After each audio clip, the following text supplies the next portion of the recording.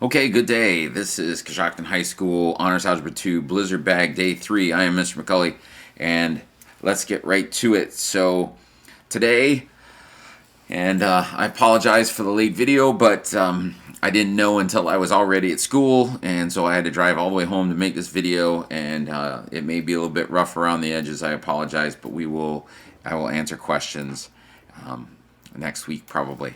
Okay.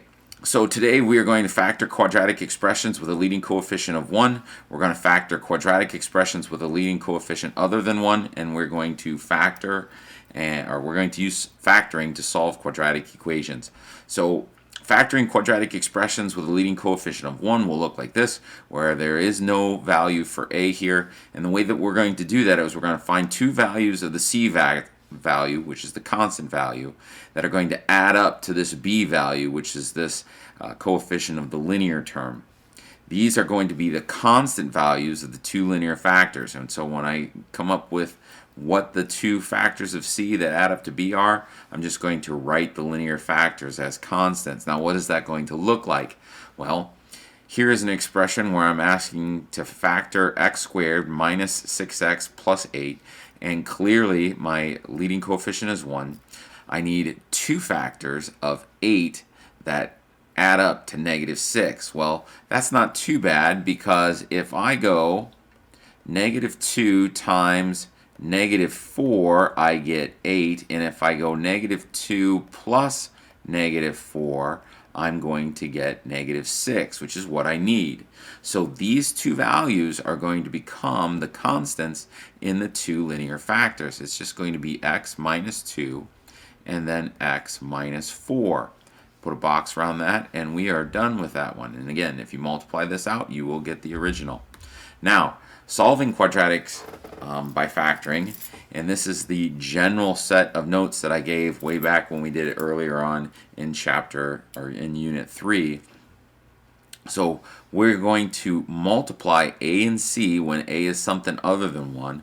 We'll make a list of the factor pairs of that ac, and then we're going to find a factor pair m and p whose sum is b. And then what we'll do is we'll rewrite the equation with a sum of mx and px in the place of bx. And since they add together to equal b, mx plus px will be equal to bx. We'll factor by grouping, and when they ask you to factor, you're done at step 5. And when they ask you to solve, what we'll do is we'll set each of those two factors equal to 0 and solve them. So what is that going to look like? Well, here we're going to factor the following quadratic expression, and seeing that I have 8 in front of the x squared, my first thought might be to check for a greatest common factor, but since 3 is a prime number and 3 doesn't divide 8, there's not a whole lot I can do. So I'm going to find that AC value, which is going to be 8 times negative 3, which gives me negative 24. And so now I need to find two factors of negative 24 that add up to 10. Okay, well, that's not too bad. And again, we could go through a bunch of them, but I'm trying to keep this short. And it turns out that positive 12 times negative 2 is equal to negative 24, and 12 plus negative 2 adds up to 10. So I'm going to use those two values as my factors. I'm going to go 8x squared plus 12x minus 2x minus 3, and what we'll do is so now what we're going to do is we're going to group these, and I'll group the first two, and I don't have a whole lot of problems grouping the first two of x squared plus 12x. Now when I group this second group, because I have these two negatives, I'll put a negative there, and it's going to force me to change the sign of both of the terms inside the parentheses. So I'll have 2x plus 3 here. And so I want to find a greatest common factor from both of these two terms. Well, I can factor out a 4x from both of these terms. And if I factor out a 4x, what I'll get is 2x and then plus 3. And then that's good because I have this 2x plus 3 here.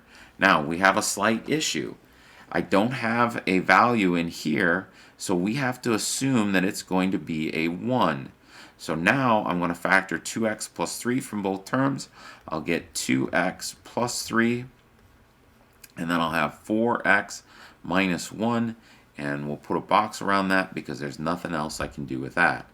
Now when they ask you to solve, the first thing that we want to do when we get a function or an equation like this, if we're going to solve the quadratic using factoring, what we want to do is we want to set everything equal to 0. All right, and so what I'll do is I still have my 5x squared, but I'm going to have to add 3x to both sides. 3x plus 10x will give me 13x, and then I'll have to subtract the 6, so I'll have negative 6 there set equal to 0. And just like in the last one, we're going to go AC, which is going to be 5 times negative 6, which will equal to negative 30. And so I need two factors of negative 30 that'll add up to positive 13. And again, we could go through a number of them, but to keep this short, it turns out that 15 times negative 2 is equal to negative 30, and then 15 plus negative 2 is equal to positive 13, which is what I have there. So again, I'm going to use these two factors and rewrite the linear term in the quadratic and say it's 5x squared and then plus 15x minus 2x minus 6 equals to 0. So just like in the last one, we're going to group, so I'll 5x squared plus 15x, and I'll group that. And just like in the last one, I have two negatives, so I have to bring that negative out front, and it'll be 2x plus 6 equal to 0. I will find a greatest common factor from each term. Turns out 5x is the greatest common factor of these two terms. And when I divide 5x into 5x squared, I get an x. 5x into 15x is just 3. And I can divide a 2 out of both of those two terms, so I'll have 2, and then I'll have x plus 3. And just like in the last one, we're going to factor out this x plus 3 from both terms, so I'll have my x plus 3, and then what's left is going to be 5x minus 2, set that equal to 0. Now, since we are solving, we have to set each factor equal to 0 and solve.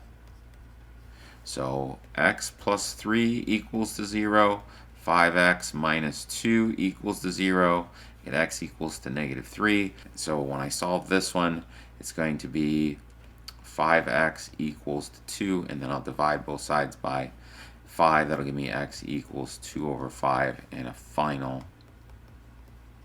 of x equaling to negative 3, comma, 2 over 5. All right. Please remember, we will take the Chapter 3 test this Friday. I won't call off this time, so if you need any extra help, please come to the Zoom meeting or email me.